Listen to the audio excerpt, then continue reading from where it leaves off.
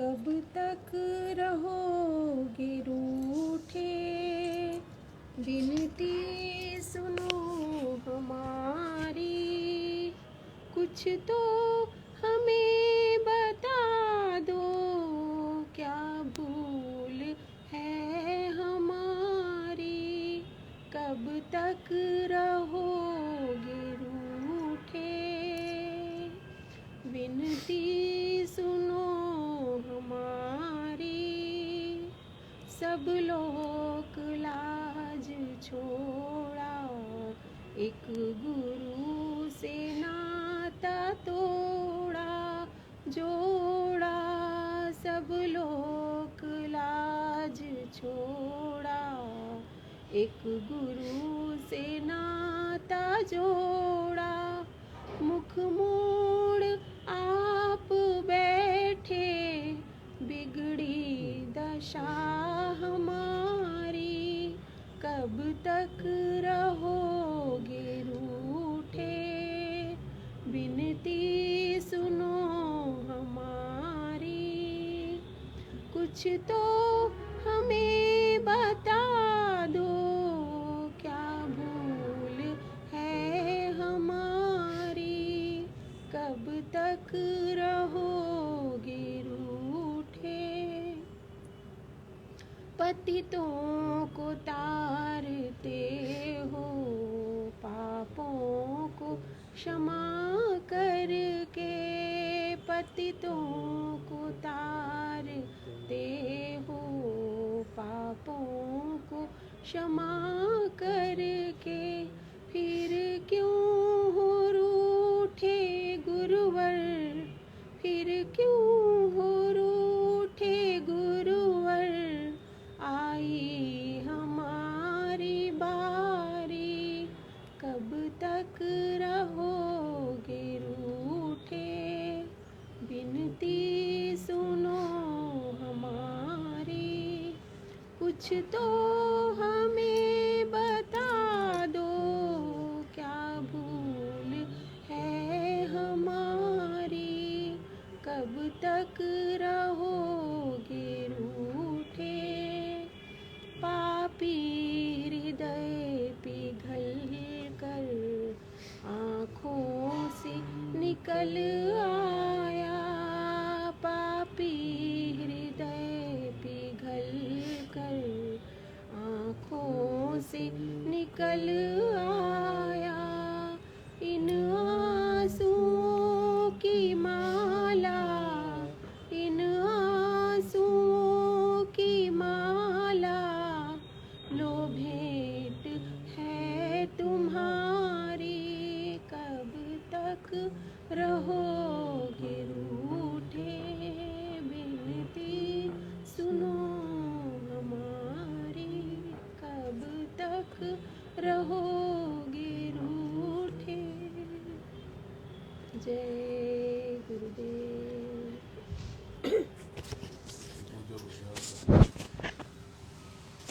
साधन भजन में अनुभव नहीं होगा, क्योंकि ये जड़ चेतन की गांठ पड़ी हुई है।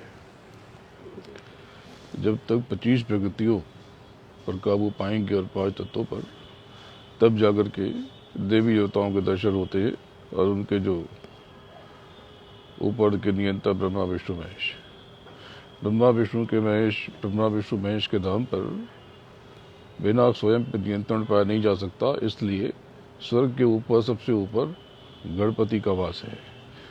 गणपति स्वर्ग के सबसे ऊंचे मुहाने पर रहते हैं। ये लोगों को भेद पता नहीं है। लोग समझते हैं कि केवल इंद्र का वास है। इंद्र केवल थोड़े से जो देव है उनके राजा है। इंद्र सबके राजा नहीं है। यहाँ तक कि धर्मराज के भी राजा इंद्र नहीं है। अभी तक ये भेद पता नहीं था। लोग समझते थे कि हर सुरतों को, हर जीवों को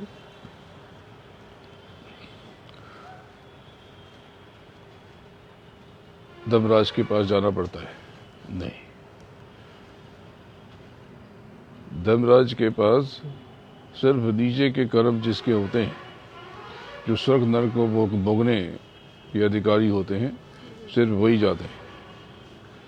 जो ऊपर की चढ़ाई जिनकी होती है, देखो अभी ये समझो कि आध्यात्म में तरह तरह के आने पर तरह तरह के भ्रम होते हैं। जब जीव अभ्यास करने की कोशिश करेगा, पहले तो गुरु से जब प्रेम करेगा तो दुनिया में नाना प्रकार के भ्रम होंगे।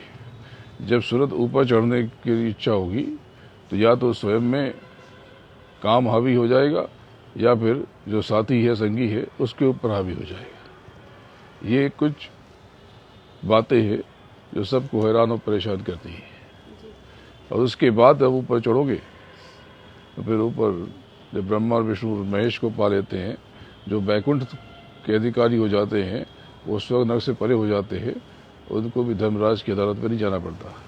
अब इस भेद को समझ लो कि कर्म, जब आप ऊपर के अधिकारी हो जाते हो तो जो नीचे के कर्म हो गए इसका क्या? जो नरक में जाने का काम कर गए, अब जैसे मान लो किसी की लौ लग गई, उसको नाम का दान मिल गया, उसके भीतर बीज पड़ गया, लेकिन पहले उसने मुर्गा खाया, पहले उसने पशुओं का वध किया, उसने कोई जीव का वध किया, या कोई हत्या की, या कोई और कर्म उसके कलुषित रहे। अब क्या? अब उसको भी महापुरुष इसी जन्म में काटेंगे, अभी काटना है। जीवन में बहुत से अपराध हो जाते हैं तो ये तलवार का सुई किया जाता है। इसलिए जिसको ज़्यादा प्रेम होता है गुरु से, उसके जीवन में तमाम तरह की बाधाएं आती है। कारण क्या है? ये प्रेम जब फलीभूत होगा तो नीचे के स्वर्ग नरकों से उसको बच जाना है, वो स्वर्ग नरक में नहीं जाएगा। लेकिन ये कैसे कटेगा? तो इस जीवन में सारे भोग भोगाए जाते हैं, लेकिन बहुत छोटे छोटे, इसलिए अनंतों जन्मों के सिर्फ इतने में हो सकता है कि आपके कष्ट इतना हो और आध्यात्म आगे इतना बढ़ जाए। ये ज़रूर हो सकता है। क्यों? क्योंकि उतना जो जखीरा अनंतों जन्मों का, वो सिर्फ इतना कर दिया गया। अब ये समझो कि अब ये कैसे भोगेंगे, इससे अच्छा है कि हम संसार में रहते। नहीं, ये जो इतना बढ़ गया, इसको भोगने की भी शक्ति दी जाती है। आप अंतर में महसूस करोगे कि बहुत बड़ी दया, बहुत बड़ी दया। देखो पहले एक चीज बताओ, कभी सोना खरीदा है? सोना पहचान लोगे? क्या सोना, सोदा? क्या सोना? सोना, सोना? हाँ, नहीं पहचान लोगी? नहीं पहचान पाएंगे। संसार की चीज नहीं पहचान पाती तो उसको क्या पहचानोगे? वो तो सही है, बिल्कुल आसान थोड़े ना। एक पत्थर दे दूं, वो हीरा पहचान लोगी? वो तो जो जौहरी होगा वही तो पहचानेगा। हम लोग को तो बेवकूफ बना देगा जौहरी। हम लोग लेके चले तो आएंगे। समझो कि जब तुमको ये रत्न पहचानने की, संसार के जो कंकड़ पत्थर है, ये पहचानने की नजर तुम्हारे पास नहीं है, तो उस मालिक को कैसे पहचानोगे? नहीं, और उस गुरु को कैसे वो पहचानोगे? तो गुरु की कृपा है कि वो हमको गुरु समझाए। किसी को भी कैसे पहचानोगे? जब तुमको भ्रम हो जाए तो समझो कि जो कोई, जिस पर मेरी आस्था है, विश्वास है, या जिससे भी मुझे लगाव हो रहा, वो मुझसे क्या ले रहा और बदले में क्या दे रहा? कुछ नहीं दे रहा, प्रेम तो दे रहा। और प्रेम की कोई कीमत नहीं है भाई। प्रेम के लिए तो लोग घर छोड़ के भाग जाते, संसार छोड़ देते, नाना प्रकार के कष्ट सहते, नाना प्रकार के कष्ट सहते। जिन्होंने भी प्रेम किया या विवाह किया, आज बहुत भोग भोगे। किस लिए भोग भोगे? परिवार को छोड़ दिया, समाज को छोड़ दिया, जात बिरादरी को छोड़ दिया। भाई प्रेम का जो मार्ग है इतना सीधा थोड़ी है। जब भी आप प्रेम में पड़ोगे, किसी के भी प्रेम में, दुनिया भर की बाधाएं आएंगी, आपके भीतर से झंझावात और तूफान उठेंगे। तो जो जिस पर कभी भ्रम हो जाए तो आप ये सोचोगे क्या दे रहा हुआ? प्रेम तो दे रहा। आप अपने हृदय की बात तो कर सकते हो, कोई सुनने वाला तो है। बदले में उसने क्या ले लिया? लाखों करोड़ों रुपए कौन सी चीज ले लेगी आपसे? कौन सी चीज आपसे ली जाती है? अंदर मालिक के प्रति भाव पैदा किया, लगाव पैदा किया, एक दीप जलाई, एक रोशनी, एक उम्मीद, एक ढाढ़स, एक साथ, एक संग। तो सबसे बड़ी चीज़ है कि ये मानव तन ये खत्म हो जाएगा जी कुछ वर्षों में। कोई 5, कोई 10, कोई 20, कोई 25, कोई 50, और क्या है। जी। अभी इतनी उम्र हो गई, बचपन की बातें याद हैं, नहीं, बहुत सी याद है, बहुत सी बातें याद है। इतना समय गुजर गया, जितना समय गुजरा है, आने वाले समय में बाकी समय उससे जल्दी गुजरेगा।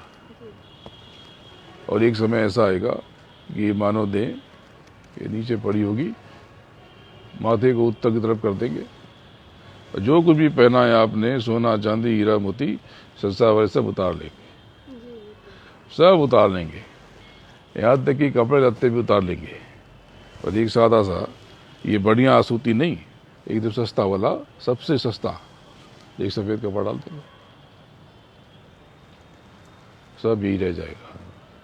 सारे रिश्ते, सारे नाते, सारे वैभव, सारे ऐश्वर्य, सारी संपत्ति, जो भी जमा किया धन, रुपया, पैसा, वो सब कुछ यही रह जाएगा, कुछ नहीं जाएगा। बीच में मुझे स्मशान में जाने का मौका मिला और मैंने देखा दूर दूर करके सब जल रहे थे, हंसी आ गई। आप साहब जी, आपके पिताजी का वो देखो, मेरा पिता तो बालिक हुआ था भी, लेकिन देह तो बनती है। देह तो, ये जब देह बनती है तो कोई कारण बनता है। तो इस देह के जो पिता थे, अब उनका समय तो बहुत पहले, सासू की बजी उनकी खत्म हो गई, जरा सी रह गई थी। तो ये पहले ही छोड़ने का विचार उनका था।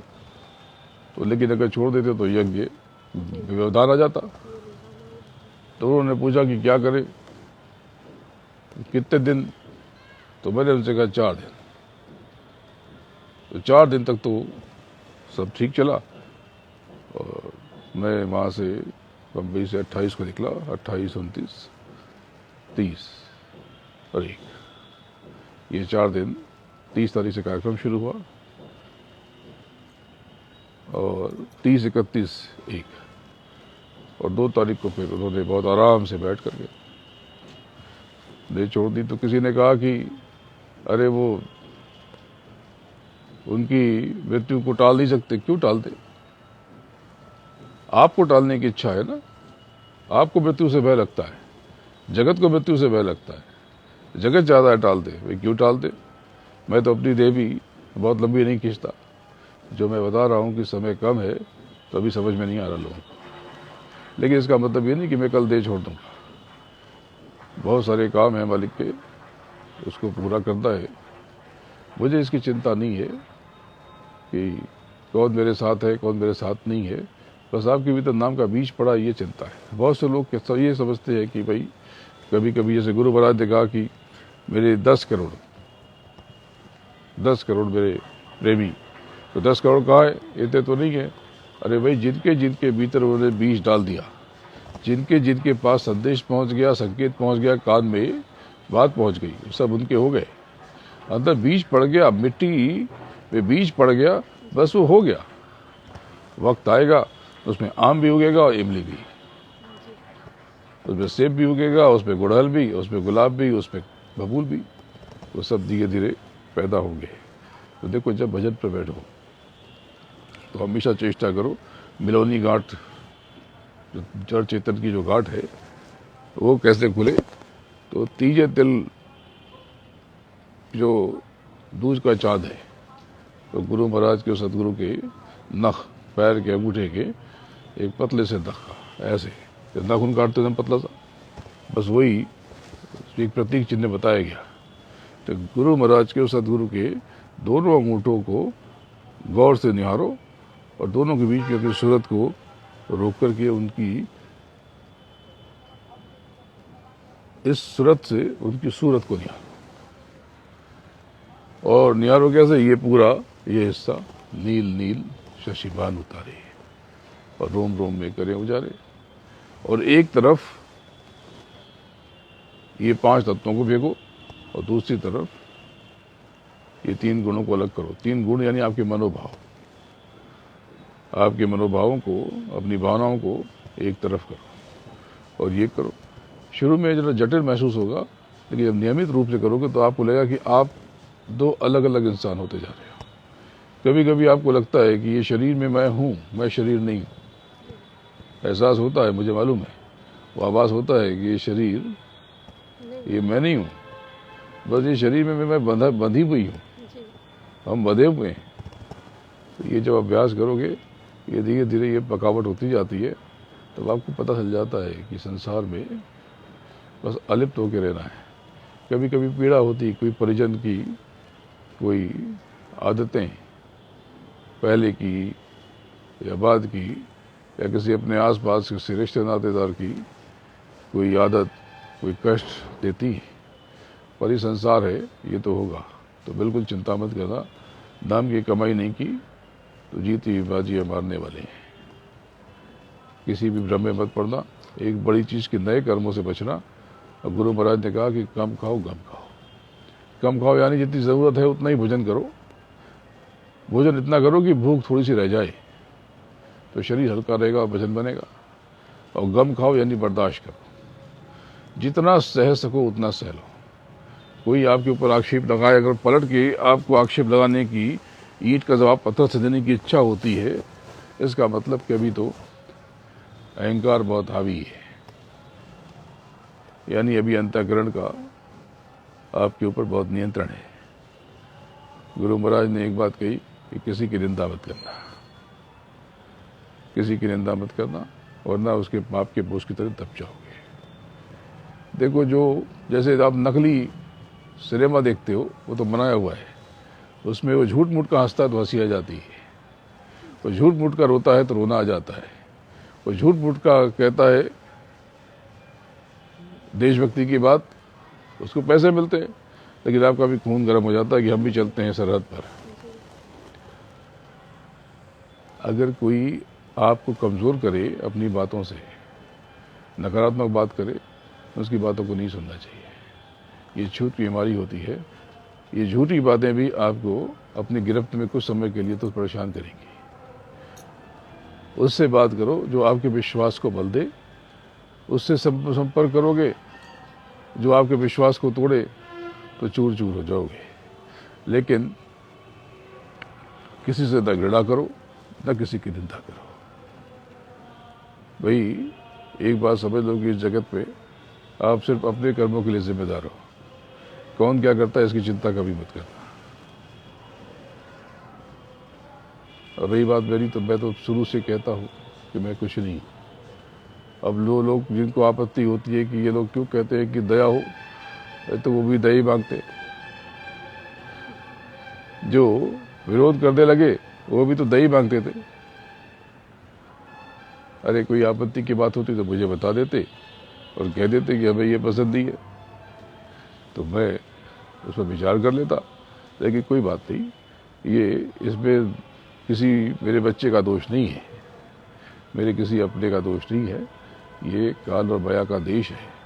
इतना भयंकर सैलाब मैं तो बहुत पहले से कह रहा था।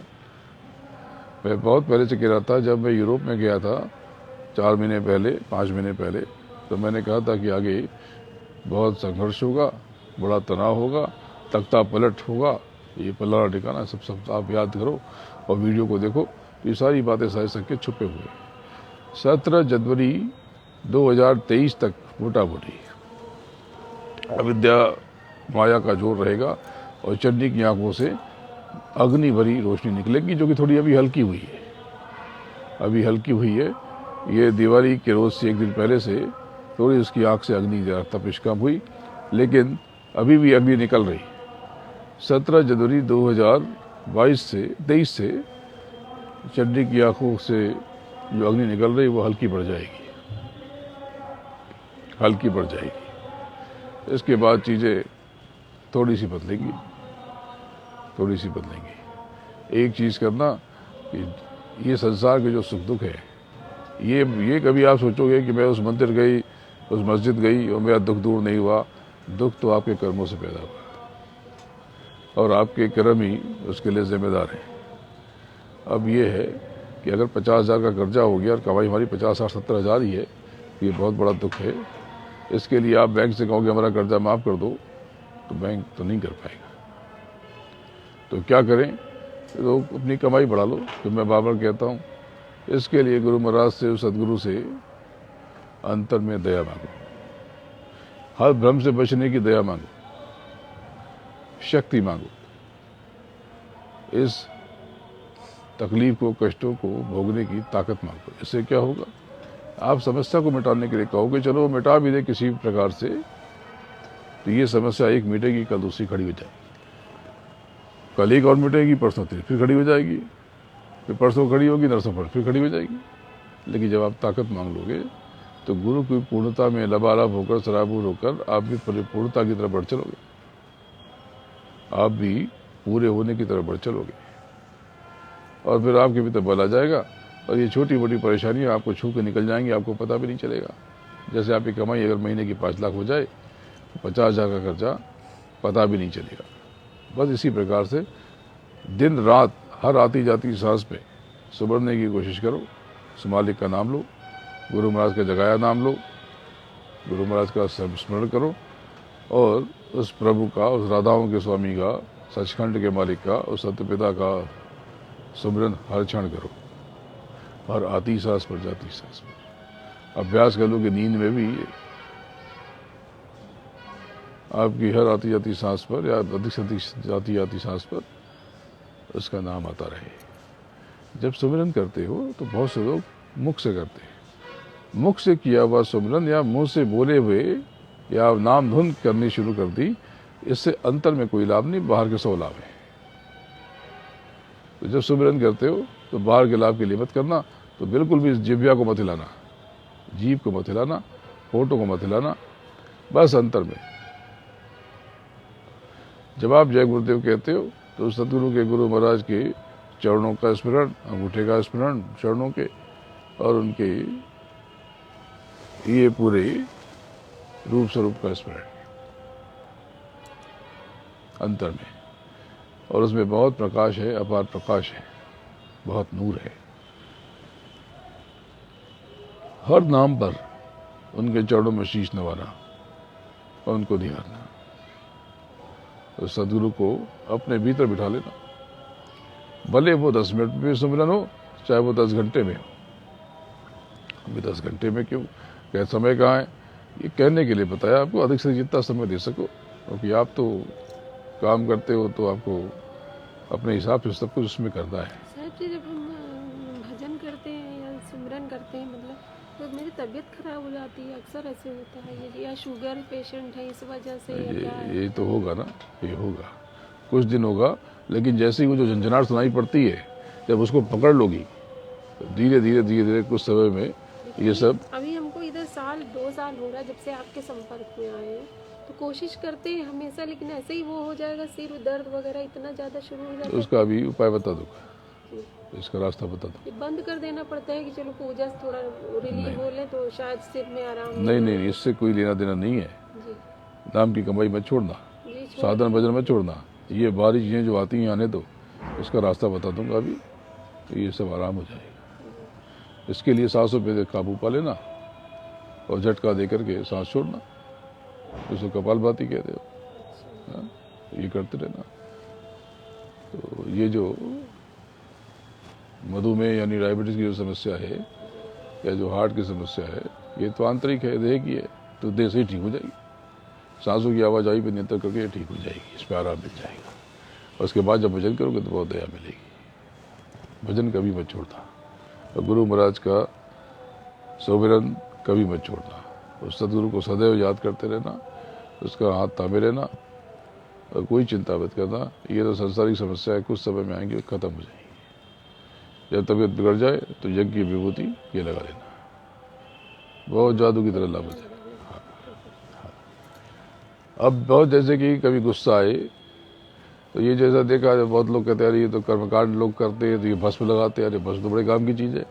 ये अंतःकरण को काबू करने का, जैसे आपने जो बिंदी लगाई, ये बिंदी यहाँ पर एक कभी बिंदी नहीं लगाते तो मालूम पड़ जाता है कि बिंदी नहीं लगी है, खाली खाली सा लगता है ना। तो बिंदी लगी तो इससे क्या होता है, इससे खिंचाव यहाँ पर होता है, तो ध्यान आइए आज्ञा चक्र पे जाता है। आज्ञा चक्र बहुत महत्वपूर्ण चक्र है, यानी आज्ञा चक्र का अर्थ यह है कि आप उस जगह पे आ जाते हो कि जब आप जो आज्ञा देते हो वो पूरी हो जाती है। ये मनोतत्व तो कुछ नहीं है, आज आपका नाम ये है, अगले जन्म में अगर ये जीवन पे कमाई ना हुई तो कहीं रानी बन जाओगी, जी नाम बदल जाएगा, राजा बन जाओगी। अलग अलग स्थिति में जीवन हो जाएगा। अब यह है कि तब से चूंकि राज मिलत है, राज से चूंकि नरका। तो गुरु महाराज का सुमिरन बहुत ज़रूरी है, ऊपर के धनियों का सुमिरन बहुत ज़रूरी है। ध्यान करते रहना, भजन करते रहना, और भजनी घाट जो बताने की तरकीब बताई गई ये खूब करो। जब अवसर मिले अपनी कृपा दृष्टि फरमाए। मैं हमेशा आपके साथ हूँ, गुरु महाराज की मौज आपके साथ है। बहुत डर लगता है कि कहीं ये जीवन ऐसे ना चला जाए कि ना कीमती जीवन लगता है। जब बहुत सत्संग कीमती। सुनते हैं तो कभी कभी बड़ा तनाव हो जाता है कि कहीं ये जीवन ना चला जाए ऐसे, ना मालूम। गुरु महाराज का सुमिरन करते रहना, उनका साथ मत छोड़ना।